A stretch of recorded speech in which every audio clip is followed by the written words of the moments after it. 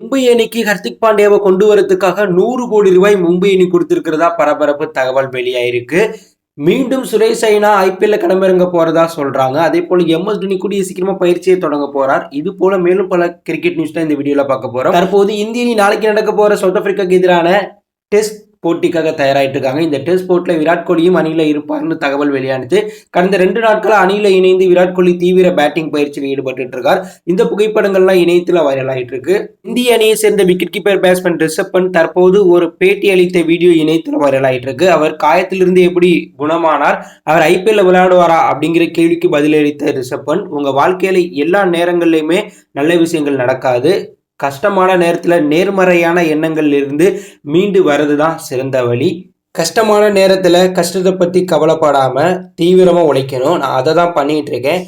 இதுவரையும் நான் சிறந்த முறையில உழைச்சிட்டு இருக்கேன். என்னுடைய 100% உடல் தகுதியை நான் இன்னும் அடையல, இருந்தாலும் ஐபிஎல்குள்ள நான் அடைஞ்சிருவேன் அப்படிங்கிற மாதிரி நம்பிக்கையோட ரிஷப் பண்ட் பேசியிருக்காரு. ஆனால் 2024 ஐபிஎல் போட்டில் ரிஷப் பண்ட் இம்பாக்ட் பிளேயர் விதியை யூஸ் பண்ணி பேட்டிங் மட்டும் ஆடுவார் அப்படிங்கிற தகவல் வெளியாயிருக்கு. இந்திய அணியை சேர்ந்த விக்கெட் கீப்பர் பேட்ஸ்மேன் கேஎல் ராகுல், எனக்கு ஆர்சிபி அணி தான் பிடிக்கும்னு ஆர்சிபி அணி குறித்து வெளிப்படையாக பேசியிருக்காரு. ஆர்சிபி அணி குறித்து கேட்கப்பட்ட கேள்விக்கு பதிலளித்த கேஎல் ராகுல், சிறு வயதிலிருந்தே நான் ஆர்ஜிபி அணிக்காக விளையாடணும்னு என்னுடைய கனவாக இருந்துச்சு. ஏன்னா நான் பெங்களூரில் பிறந்தேன். ஸோ இதனால ஆர்ஜிபி அணியில் விளையாடுறது என்னுடைய கனவாக இருந்துச்சு.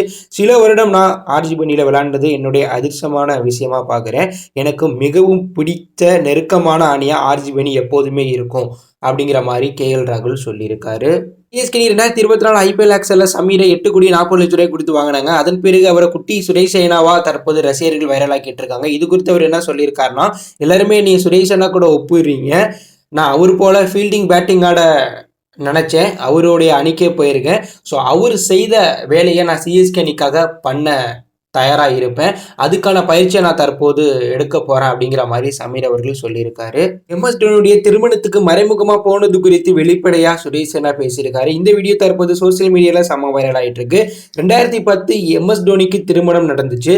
அப்போதைக்கு எம்எஸ் தோனி அவர்கள் சுரேஷ் ரெய்னாக்கு ஃபோன் பண்ணாராம். ஃபோன் பண்ணி நீ எங்க இருக்குன்னு கேட்கும்போது சுரேஷ் ரெய்னா நான் லக்னோல இருக்குன்னு கேட்க, உடனே கிளம்பி டோனுக்கு வா, எனக்கு திருமணம் நடக்க போகுது, யாருக்கிட்டையும் சொல்லாம வந்துரு அப்படின்னு சொன்னாராம். நான் உனக்காக காத்துக்கிட்டு இருக்கேன் அப்படிங்கிற மாதிரியும் எம்எஸ் தோனி சுரேஷ் ரெய்னா கிட்ட சொன்னாராம்.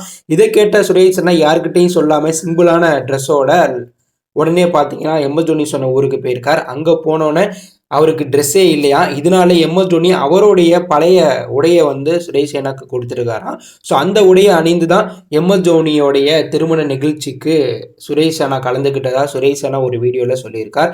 இந்த வீடியோவை சுரேஷ் ரெய்னா எம்எஸ் தோனி ரசிகர்கள் வைரலாக்கிட்டு இருக்காங்க. மேலும் சுரேஷ் ரெய்னா மீண்டும் ஐபிஎல்ல களமிறங்க போறதா கடந்த 2 நாட்களா எக்ஸ் தளத்தில் வைரல் ஆயிட்டு இருக்கு. சுரேஷ் ரெய்னா தற்போது ஐபிஎல் இல்லாத ஒரு சில வெளிநாடு மற்றும் உள்ளூர் லீக் போட்டிகளை விளையாண்டுட்டு இருக்கார். அது மட்டும் இல்லாம பல இளம் வீரருக்கு மறைமுகமா உதவி செஞ்சிட்டு இருக்கார். இப்படிப்பட்ட சமயத்தில் அவரை மென்டரா லக்னோ அணிக்கு கொண்டு வர லக்னோ நிர்வாகம் சுரேஷ் ரெய்னா கிட்ட பேச்சுவார்த்தையில் ஈடுபட்டு இருக்காங்களாம். சுரேஷ் ரெய்னா மிக சிறந்த ஃபீல்டர், பேட்டிங் மட்டும் இல்லாம அவர் கேப்டனா சிஎஸ்கே அணிக்காகவும் இந்திய அணிக்காகவும் பல சம்பவங்கள் பண்ணியிருக்கார். ஒரு லீடரா பல விஷயங்கள் அவர் பண்ணியிருக்கிறதுனால தற்போது லக்னோ அணிக்கு மென்டர் தேவைப்படுறதுனால லக்னோ அணி அவரை அணுகியிருக்காங்க. இது குறித்து பேச்சுவார்த்தை நடந்துட்டு இருக்கிறதாவும் ஐபிஎல்குள்ள அதிகாரப்பூர்வ தகவல் வெளியாக வாய்ப்பு இருக்கிறதா தகவல் வெளியாயிருக்கு. அப்படி சுரேஷ் ரெய்னா லக்னோ அணியுடைய மென்டர் ஆனா லக்னோ அணியுடைய பிராண்ட் வேல்யூ இன்னும் அதிகரிக்க வாய்ப்பு இருக்கு. அதே போல சுரேஷ் ரெய்னா ரசிகர்கள் லக்னோ அணிக்கு சப்போர்ட் பண்ணுவாங்க.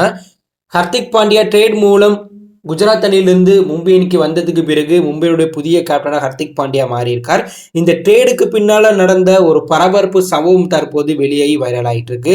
அதாவது ஹர்திக் பாண்டியா அவர்கள் குஜராத் அணியிலிருந்து வர குஜராத் அணி அவர்கிட்ட நிறைய விளம்பர படங்கள்ல நடிக்க ஒப்பந்தம் பண்ண ட்ரை பண்ணதாகவும், அதனால குஜராத் அணிக்கும் ஹர்திக் பாண்டியாவுக்கும் சண்டை நடந்ததாகவும், இதை யூஸ் பண்ணி தான் மும்பை அணி குஜராத் அணி கிட்ட பேசி ஹர்திக் பாண்டியா கிட்ட பேசி ட்ரேட் மூலம் மும்பை அணிக்கு அழைச்சிக்கிட்டதா தகவல் வெளியாச்சு. அது மட்டும் இல்லாமல் ஹர்திக் பாண்டியா கிட்ட நீங்க மும்பை அணிக்கு வந்தா மும்பையுடைய கேப்டன் பதவியை உங்களுக்கு தான் தரோம் அப்படின்னு வாக்குறுதியும் கொடுத்ததாகவும், மும்பை அணிக்கு வந்ததுக்கு பிறகு ஹர்திக் பாண்டியா கேப்டனா மும்பை அணி போட்டதுக்கு அதுதான் காரணம் அப்படிங்கிற மாதிரி தகவல் வெளியானுச்சு.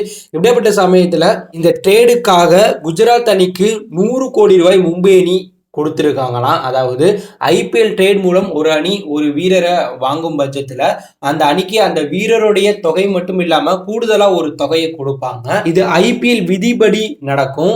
இதுல ஐபிஎல் நிர்வாகமும் தலையிடுவாங்க. ஆனா அந்த கூடுதல் தொகை குறித்து ஐபிஎல் நிர்வாகம் வெளில சொல்ல மாட்டாங்க. ஆனா தற்போது வெளியான தகவல் படி குஜராத் அணிக்கு ஹர்திக் பாண்டியாவுடைய அந்த 15 கோடியையும் தாண்டி 100 கோடி ரூபாய் குஜராத் அணிக்கு மும்பை அணி பார்த்தீங்கன்னா கொடுத்திருக்கிறதா பரபரப்பு தகவல் வெளியாயிருக்கு.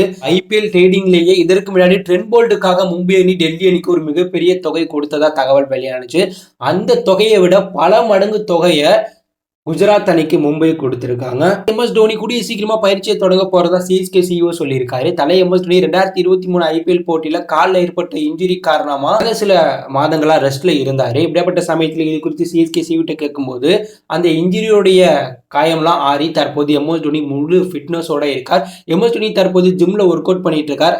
10 நாளுக்கு பிறகு அவருடைய சொந்த ஊர்ல நெட் பயிற்சியில் ஈடுபட போறார். மார்ச் மாதம் சென்னையில சிஎஸ்கே பயிற்சி முகாம் தொடங்க போகுது அப்படிங்கிற மாதிரி சிஎஸ்கே சிஇஓ சொல்லியிருக்காரு. எம்எஸ் தோனி 2024 ஐபிஎல் போட்டியில தயாராக தற்போது தீவிர பயிற்சியில் ஈடுபட்டு இருக்காரு. இதை பத்தி என்ன நினைக்கிறீங்க? லக்னோ அணியோடைய மென்டரா சுரேஷ் ரெய்னா செயல்பட்டா நல்லா இருக்குமா? ஹர்திக் பாண்டியாவை மும்பை அணிக்கு கொண்டு வர 100 கோடி ரூபாய் குஜராத் அணிக்கு மும்பை அணி கொடுத்திருக்காங்க. இதை பத்தி நீங்க என்ன நினைக்கிறீங்க? அப்படி ஒரு கருத்தை கமெண்ட்ல லீவ் பண்ணுங்க. மறக்காம நம்ம சேனலை சப்ஸ்கிரைப் பண்ணி ஃபாலோ பண்ணுங்க. தேங்க்யூ ஃபார் வாட்சிங்.